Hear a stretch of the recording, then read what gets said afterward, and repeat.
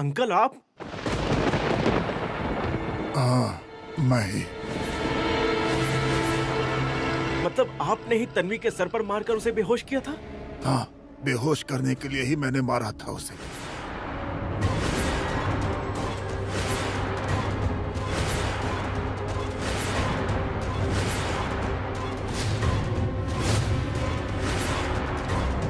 बेहोश किए बिना मैं आगे का काम नहीं कर पाता। काम करना था? आपने क्या किया प्रियंका के साथ? प्रियंका को मारने गया था मैं।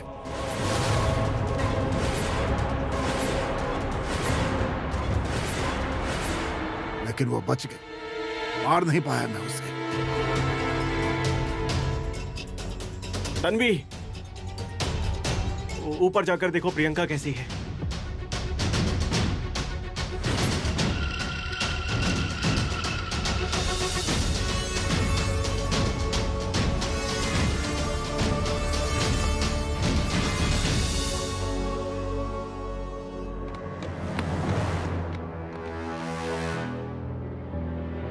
आप प्रियंका को मारने वाले थे? झूठ है ये। बोलिए ना बाबा, बोलिए ना। आप इस तरह से चुप क्यों हैं? प्लीज बोलिए ना बाबा, बोलिए ना बाबा। वनीता शांत हो जाओ। अंकल, आप तो यहाँ रहने वाली सभी लड़कियों को अपनी बेटी मानते थे ना? प्रियंका ने आपके खिलाफ कदम उठाया तो उसकी जान लेने की कोशिश की आपने। इस उम्र में ये सब करना आपको शोभा देता है क्या? सोच समझकर काम करने के दिन मेरे हाथ से कब के निकल चुके हैं। जिस उम्र में सोचना जरूरी होता है, उस उम्र में मैं जो कुछ कर रहा हूँ वही सही है, ऐसा मुझे लगने लगा था।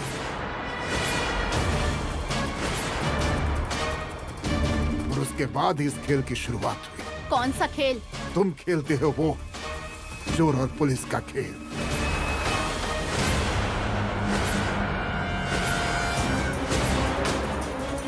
मतलब मैं कौन हूँ आपको पता था? हाँ, पता है। बहुत देर में पता चला। उस प्रियंका की मदद से तुम मुझ तक कभी भी पहुंच सकती थी। इसलिए आज मैं प्रियंका के बेहोश होने का फायदा उठा रहा था। खत्म करना चाहता था उसे हमेशा के लिए, लेकिन वो बच गई। भगत ने कहा था वो सच है। उसमें एक अनामिक शक्ति है, उसी शक्ति ने बचाया है उसे। जिंदा है वो।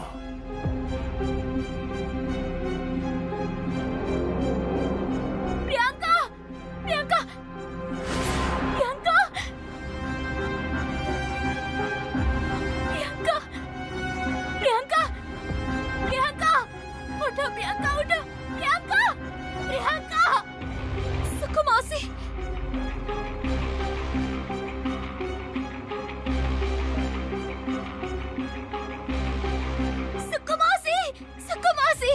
मौसी उठिए ना प्लीज। मेरी बच्ची, मेरी बच्ची। मौसी! वो आया था। बताओ मुझे, उसने मेरी बच्ची के साथ कुछ किया नहीं ना? कहाँ है वो? मौसी प्लीज शांत हो जाइए। प्रियंका यही है, ये देखिए, यही है वो, यही है। संभल कर, संभल कर मौसी।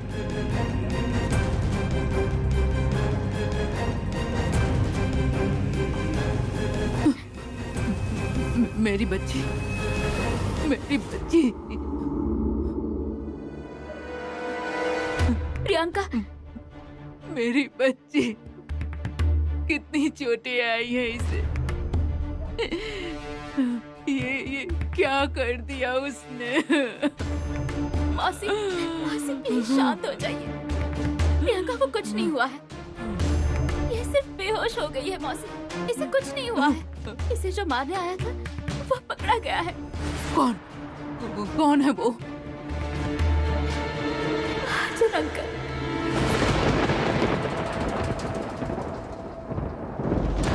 अगर मैं प्रियंका को नहीं मारता तो पुलिस मुझ तक पहुंच जाती और फिर मैं अपने लक्ष्य तक नहीं पहुंच पाता। मेरे पास समय नहीं था। मैं मौके का फायदा उठाना चाहता था, लेकिन बाजी उल्टी हो गई। अब तक की सारी मेहनत बर्बाद हो गई मेरी। इसका मतलब यहाँ पर जो कुछ भी हो रहा था उसके पीछे आपका हाथ था? मतलब यहाँ जो भी खून हुए हैं सब आपने किए हैं? खून नहीं, बलि चढ़ाई है मैंने। बलि?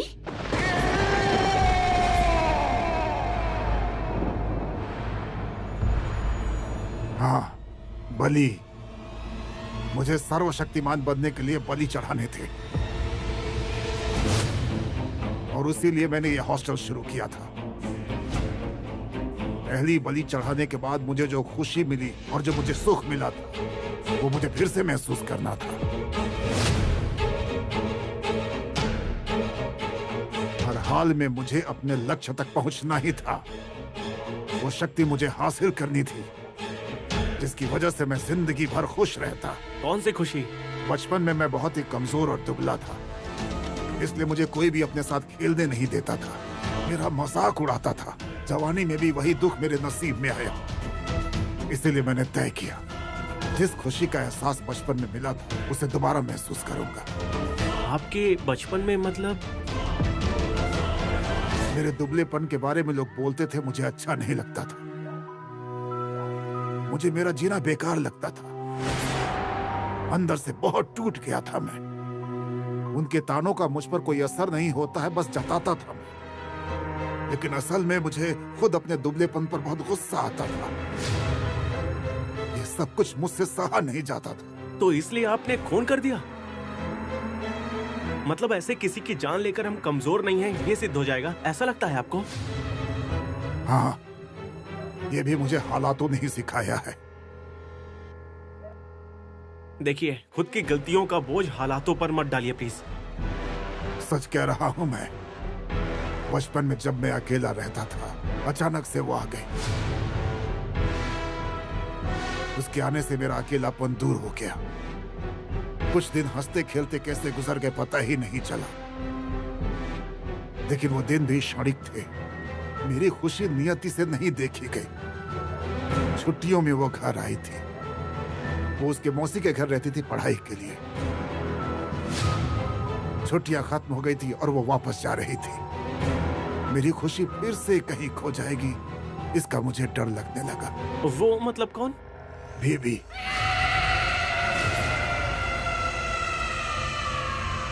बेबी नाम था उसका। यही बगल के मोहल्ले में घर था उसका। उसने मौसी के पास जाने की सूचना दी, तब मुझे बहुत गुस्सा आया। मेरा स्कूल शुरू होने वाला है, मुझे जाना होगा। बेबी,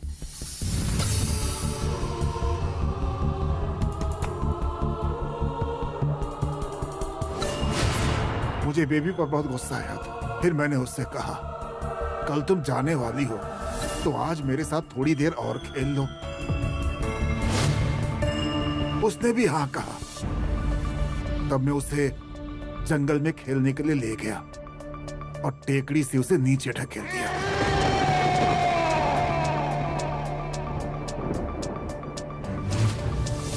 उस वक्त मेरे अंदर शक्ति का एहसास हुआ कि मैं किसी और से बलशाली हूं, ऐसा महसूस हुआ।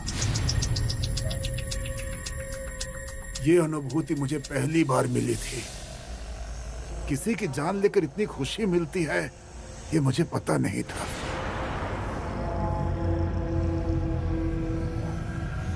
ये खुशी नहीं, इसे विकृति कहते हैं। नहीं, बल्कि मुझे शक्ति तक पहुंचने का रास्ता मिल गया था। ऐसा आपको लगता है? नहीं, क्योंकि मुझे जो अनुभूति हुई थी और जो कुछ मैं सोच रहा हूं वो बिल्कुल सही है। और उसकी पुष्टि करने वाली भी घटना बहुत जल्द मेरे सामने आ गई। संयोग से मेरी मुलाकात एक तांत्रिक से हुई। मैंने अपनी जिंदगी की सारी घटना उसे बता दी। उसने मुझे जो मार्गदर्शन किया, उसके बाद मुझे अपने आप में बदलाव नजर आने लगा। तब मैं जवानी की दहलीज पर था।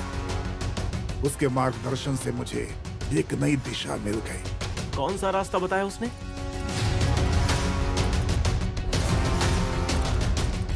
बाबा,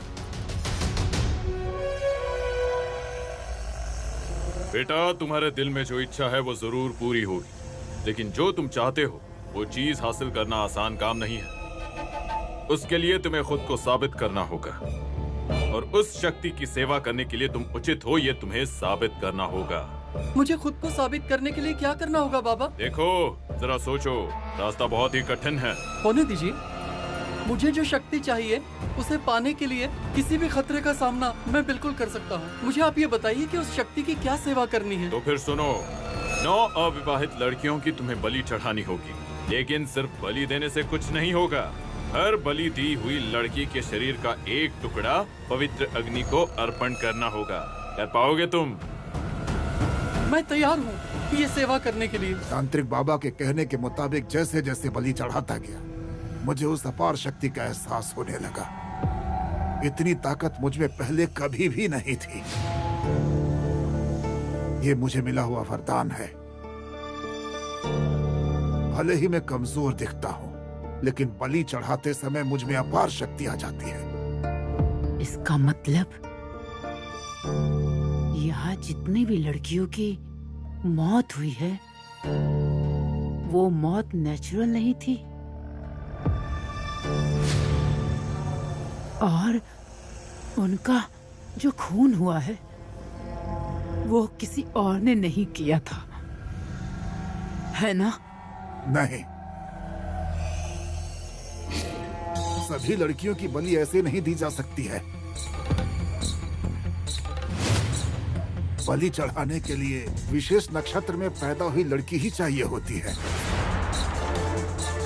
नेहा और सागरिका की बलि चढ़ाई, क्योंकि जब उनका मृत शरीर मिला तब उनके शरीर से एक एक अंग गायब थे।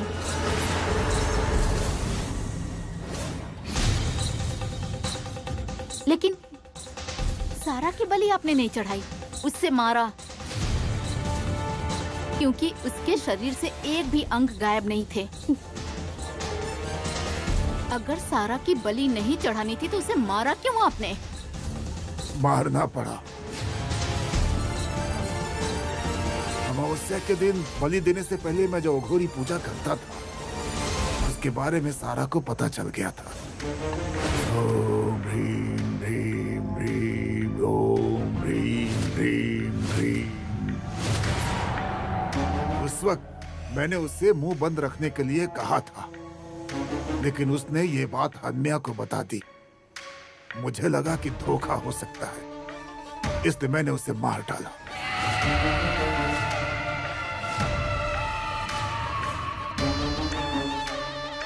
आपके इस काम में हन्ना भी आपकी मदद कर रहा था ना? हाँ, सारे खून हन्या ने ही किए हैं।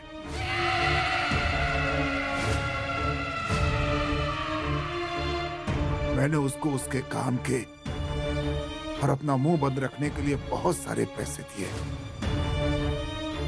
नेहा और सागरिका की बलि मैंने खुद चढ़ाई। बलि देते समय मुझे बहुत सारे प्रमाण और लोगों को रास्ते से हटाना पड़ता था। और कितने लोगों की जान ली है आपने? ज्ञानेश पवार और वो पत्रकार लड़की रत्ना। लेकिन क्यों? उन्होंने क्या बिगाड़ा था? मुझे 9 अविवाहित लड़कियों की बलि चढ़ानी थी।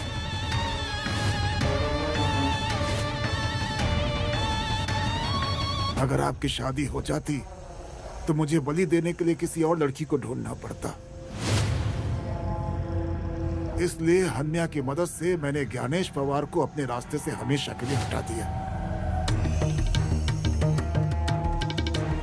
हॉस्टल में हो रही घटनाएं रत्ना ने पेपर में छाप दी थी, इसलिए सबको पता चल गया। इसलिए मैंने हन्या की मदद से उसका भी एक्सीडेंट करवा दिया। यहाँ जो कुछ भी हो रहा था सब मैंने किया है, तुम सबको डराने के लिए। मतलब वो कहाँ जाओगी लिखा हुआ, मैम के कमरे में जो सिंदूर गिरा हुआ था और वो कंगन के टुकड़े। हाँ, वो सब मैंने ही किया था।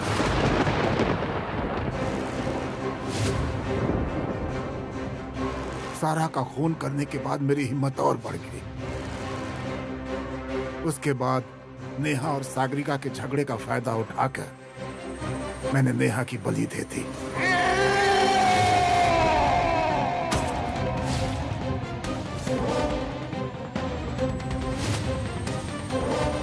उसके बाद मैंने ही विभा और सागरिका की शादी तय की।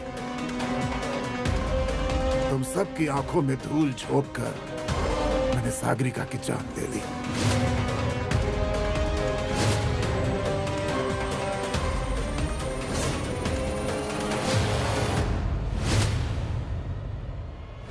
नेहा का हाथ और सागरिका के पैर की उंगली काटकर मैंने ही उस शक्ति को अर्पण किया।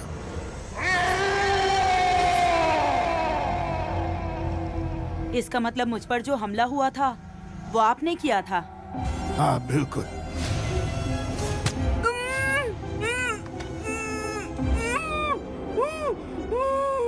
क्योंकि मुझे अगली बलि तुम्हारी चढ़ानी थी,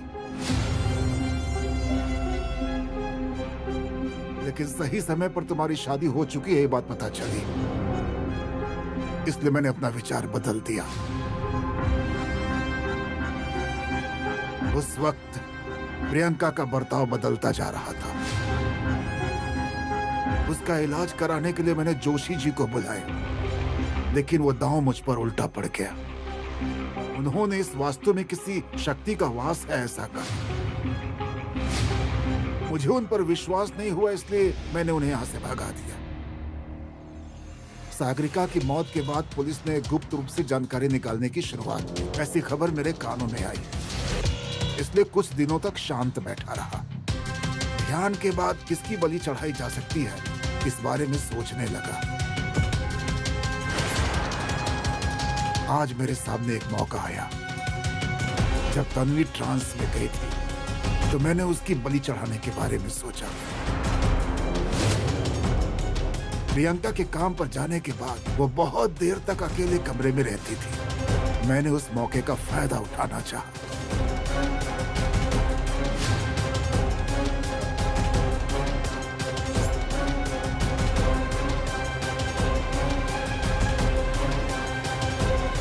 तन्वी,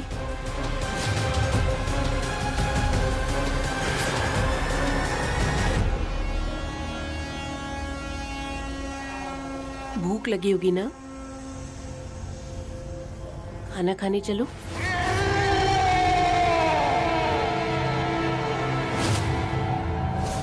तन्वी की बीमारी का फायदा उठाकर आपने उसे मारने की कोशिश की थी ना? हाँ, लेकिन तैयारी पहले से की हुई थी। जब डॉक्टर ने तन्वी के बारे में बताया था उसी समय से मुझे पता था वल्लरी, वनीता, ये लड़कियां तन्वी की जो हालत हुई है ना, उसके लिए प्रियंका को दोषी मान रही थी। मैंने उस मौके का फायदा उठाने के बारे में सोचा। मैंने वल्लरी और वनीता के सामने जानबूझकर तन्वी को घर भेजने के बारे में बोला। अब ये फैसला मैं कैसे लूं? उसके घर वालों से बात करनी होगी। अंकल, हम कोई नहीं है क्या उसके? हम रखेंगे ना तन्वी का ख्याल। हम उसे हॉस्टल में लेकर जाते हैं। इन लड़कियों को अपनी मर्जी से कैसे झुकाना है ये बात मैं जान चुका था। Thank you uncle. आज हमें आपसे एक नया लेसन सीखने को मिला। हमारे झगड़े का अच्छा फायदा उठाया आपने। तन्वी पर आपका हमला विफल हो गया, फिर भी आप शांत नहीं बैठे ना? आप उसे उस पुरानी हवेली में ले गए और वहाँ मारने की कोशिश की। हाँ, तन्वी के ठीक होने से पहले मुझे अगली बलि चढ़ानी थी और अमावस्या भी नजदीक आ गई थी। अगर ये मौका मैं खो देता तो मुझे अगले अमावस्या की राह देखनी पड़ती। इसलिए मैंने हन्या से तन्वी को पुरानी हवेली में लाने के लिए कहा। मेरे वहां जाने से पहले पता नहीं कैसे प्रियंका वहां पहुंच गई। और फिर दूसरा मौका भी मेरे हाथ से निकल गया। इसका मतलब हरीश ने तन्वी और प्रियंका पर हमला नहीं किया था।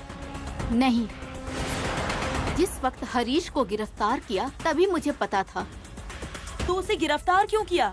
अगर उसे गिरफ्तार नहीं करते तो असली गुनहगार तक नहीं पहुंच पाते। मुझे हन्म्या पे डाउट था, लेकिन उसके खिलाफ कोई सबूत नहीं मिल रहा था। हरीश को गिरफ्तार करना मेरा ही प्लान था। हरीश के हाथ पे लगी हुई चोट कुल्हाड़ी के वार की नहीं थी, ये बात मैं जानती थी। हरीश उस पुरानी हवेली में प्रियंका के पीछे गया था। हरीश को अगर पुलिस ने गिरफ्तार कर लिया तो असली मुजरिम गायब हो जाएगा और फिर से हमला करेगा। इस बात का मुझे पूरा यकीन था और वैसा ही हुआ। बताइए मुझे, हन्म्या को आप ही ने मारा ना? हाँ।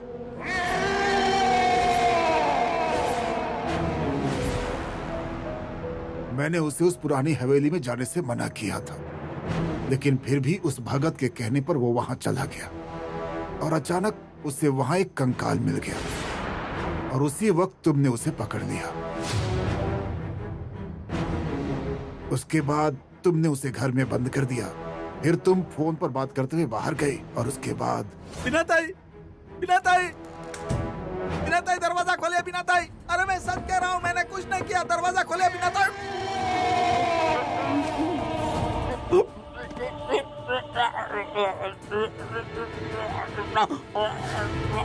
अगर मैंने हन्या की जान नहीं ली होती तो वो पुलिस की गिरफ्त में आ ही जाता, क्योंकि बीना को उस पर शक था।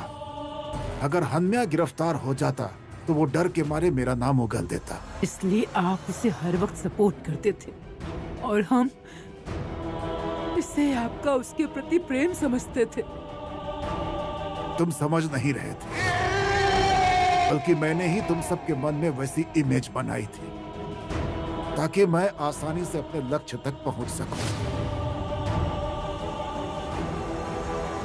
शुरुआत में हन्या ने मेरा अच्छा साथ दिया, उसे किसी बात का डर नहीं था। प्रियंका के अंदर उस शक्ति का संचार होने लगा, तब से हन्या डरने लगा। लेकिन ये मेरी पोल खोल देगा, इस डर से मुझे हन्या को मारना पड़ा। उसके मरने के बाद मेरे सारे रास्ते बंद हो चुके थे, ऐसा मुझे लगने लगा। हन्म्या को आपने मार दिया, लेकिन मरने से पहले उसने अहम चीज का पर्दाफाश कर दिया। कौन सी चीज? हन्म्या ने जो गड्ढा खोदा था ना, उसमें जो कंकाल मिला था वो सावित्री का था।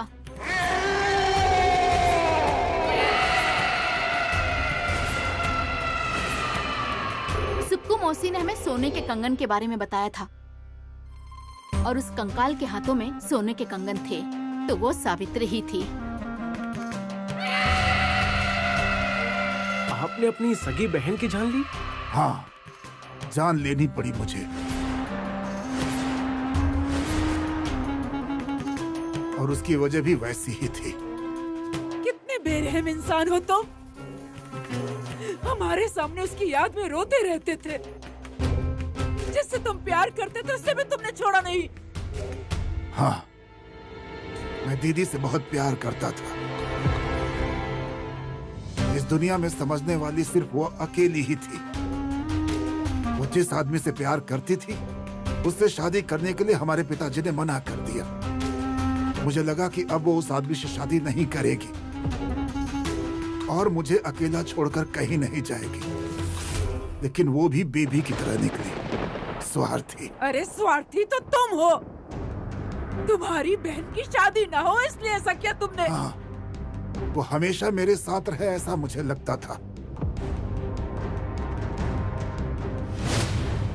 इसलिए पिताजी के मना करने के बाद उसके मन में क्या चल रहा था ये जानने के लिए मैं उसके पास गया।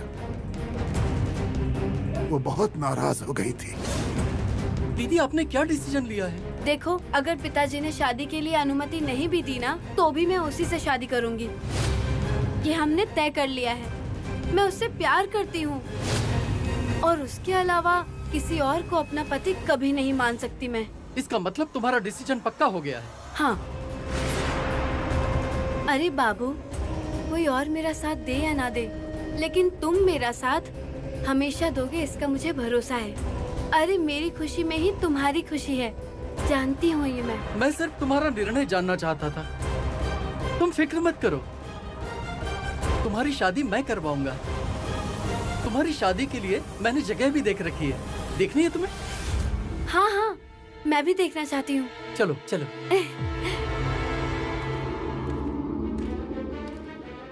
अरे बाबू, कहाँ है वो मंदिर?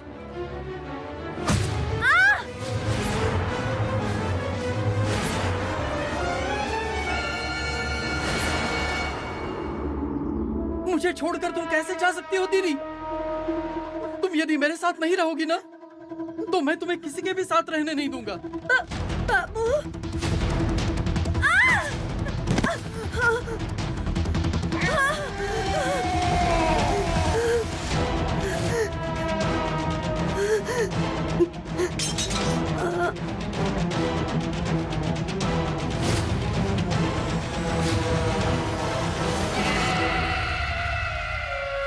प्रियंका,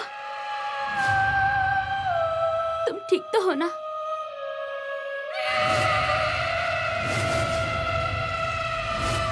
कहाँ है वो? बदला लेना है। उसने मेरी जान ली है, बदला लेना है। छोड़ूंगी नहीं उसे। जो लोग मुझे छोड़कर जा रहे थे, उन सबको मैंने मार दिया, अपनी सगी बहन को भी। आप बेरहम हैं। बहुत से गुनहगार देखे मैंने। कई बार गुनहगार अपने किए हुए गुनाह का अफसोस करते हैं, लेकिन आपको अफसोस तो दूर, शर्म भी नहीं आ रही है। शादी हो जाती है फिर भी रिश्ते नहीं बदलते हैं अंकल, और नहीं प्यार कम हो जाता है। शादी होने के बाद भी आप उससे मिल सकते थे अंकल। जो बहन आपसे इतना प्यार करती थी वो आपको भूल जाती क्या? ऐसा लगता है आपको? मैं कभी भी किसी अपराधी के खिलाफ एक लफ्ज भी नहीं कहती, लेकिन आपके बारे में कहते हुए मैं खुद को रोक नहीं पा रही हूँ। आप सच में बहुत बेरहम इंसान हैं, बहुत बेरहम। तुम समझ नहीं रही हो। मैंने जिन जिन लोगों को मारा है ना, उन्हें जन्म और मृत्यु के फेरे से मुक्ति मिल चुकी है। मुक्त हो गए हैं वो।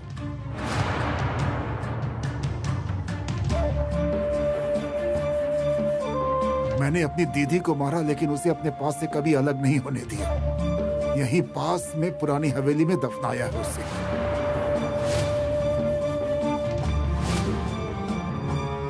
इतने सालों तक कभी किसी को पता चला क्या? ऐसा आपको लगता है?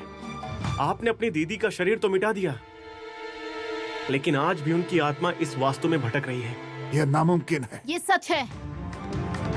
प्रियंका के शरीर के अंदर जो शक्ति है वो सावित्री है।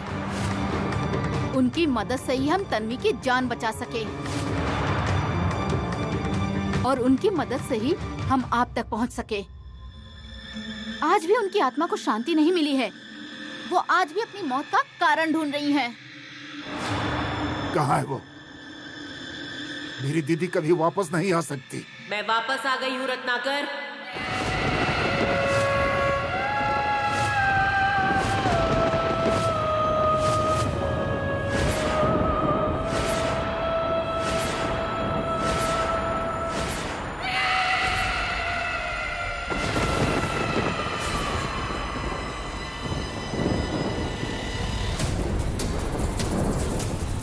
तुमने मुझे नहीं मारा है रत्नाकर, तुमने भाई बहन के रिश्ते का खून किया है। कौन हो तुम?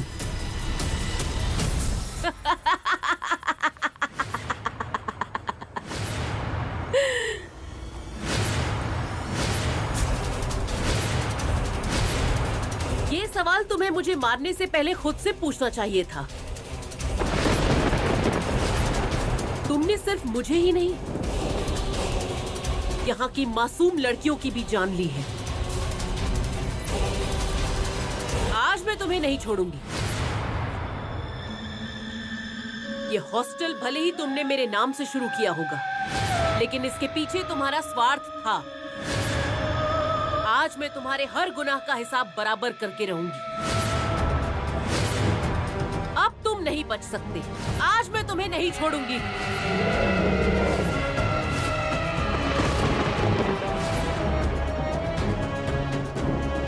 सावित्री। मौसी आज नहीं। आज तुम इसे बचाने की बिल्कुल कोशिश मत करना। तुम्हारे इसी बाबू ने मेरी जान ली है। इसे इसके गुनाह की सजा मिलनी ही चाहिए। आज मैं इसे नहीं छोड़ूंगी।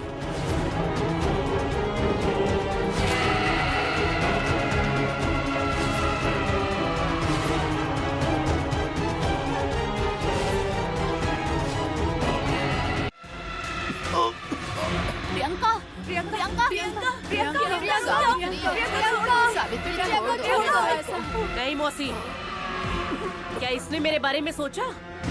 आज मैं भी नहीं सोचूंगी। देखिए, आज आपका बदला तो पूरा हो जाएगा, लेकिन आप जिसके जरिए बदला ले रही हैं, उससे बेवजह की सजा भुगतनी पड़ सकती है। मैं आपसे विनती करता हूँ। आज मैं इसे नहीं छोड़ूंगी।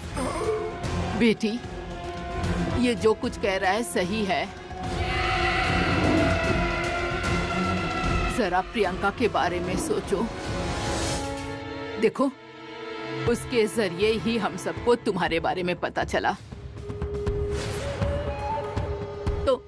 तो क्या उसके एहसानों का बदला तुम ऐसे चुकाओगी? हाँ, मेरी सावित्री ऐसी नहीं है।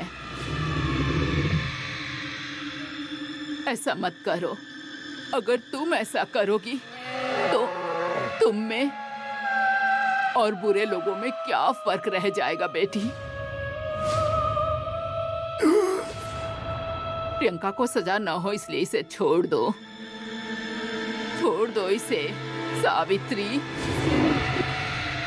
पुलिस इसे कड़ी सजा देगी, लेकिन प्रियंका को सजा मिले ऐसा कुछ मत करो। छोड़ दो।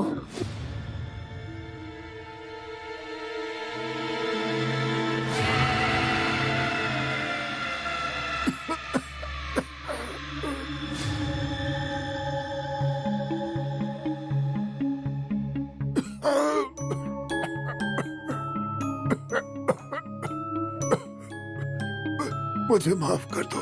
मुझे सारे गुनाह कबूल है। जाधव साहब, मैं अपनी दीदी का अपराधी हूँ। मैंने ही उसकी जान ली है। और सारा, नेहा, सागरिका, ज्ञानेश, इन सबको मैंने ही मारा है।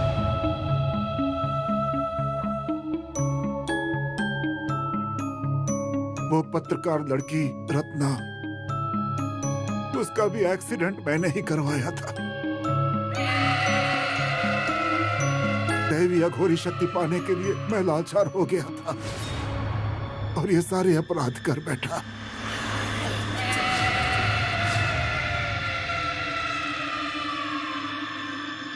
अब मुझे जो सजा मिलेगी मुझे मंजूर है। मुझे गिरफ्तार कीजिए, जेल में डालिए।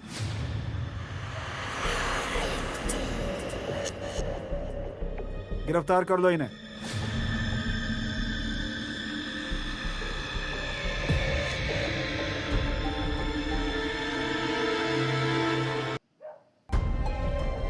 पांचाल, अगर आपने मुझे सही समय पर फोन करके नहीं बुलाया होता तो मुझे इन बातों पर कभी भी यकीन नहीं होता। सर, जब मैं पहली बार यहाँ आई तब मुझे इन बातों पर यकीन नहीं था, लेकिन बाद में पता चला कि हमारी सोच और बुद्धि से परे कई चीजें होती हैं। ये सब जब मैंने खुद महसूस किया तब मुझे इन बातों पे यकीन हो गया सर।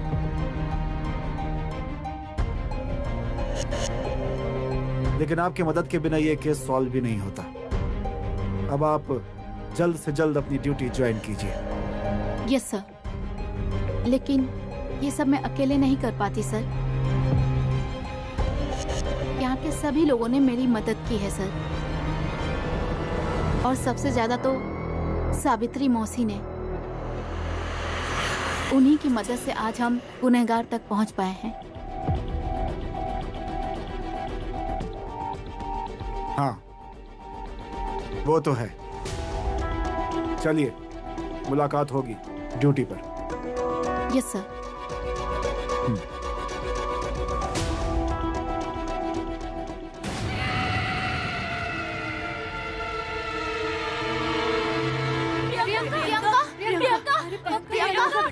क्या हो रहा है तुम्हें?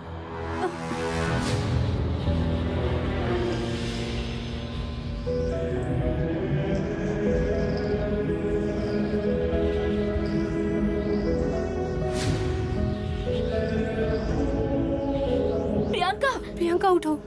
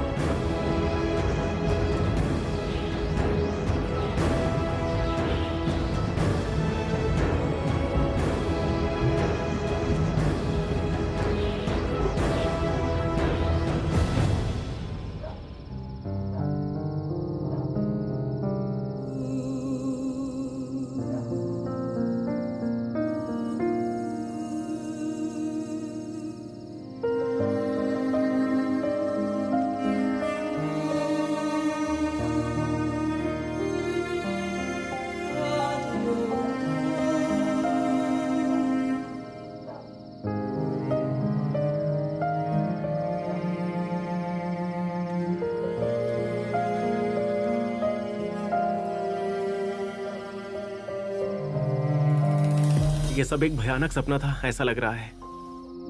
लेकिन अब वो सब खत्म हो चुका है। अब हम लोग क्या करेंगे? कहाँ जाएंगे? और इस हॉस्टल का क्या होगा? अब क्या करेंगे मतलब? हम सब यहीं रहेंगे। हम सब मिलकर ये सावित्री गर्ल्स हॉस्टल चलाएंगे। हम जब से यहाँ आए हैं तब से कभी इसे हॉस्टल माना ही नहीं। हम हमेशा इसे अपना घर ही मानते आए हैं। इस वास्तु ने जैसे हम सबको छाया दी है, सहारा दिया है, वैसे ही और भी कई बेसहारा मुसीबत में फंसे हुए लड़कियों को हम सहारा देंगे।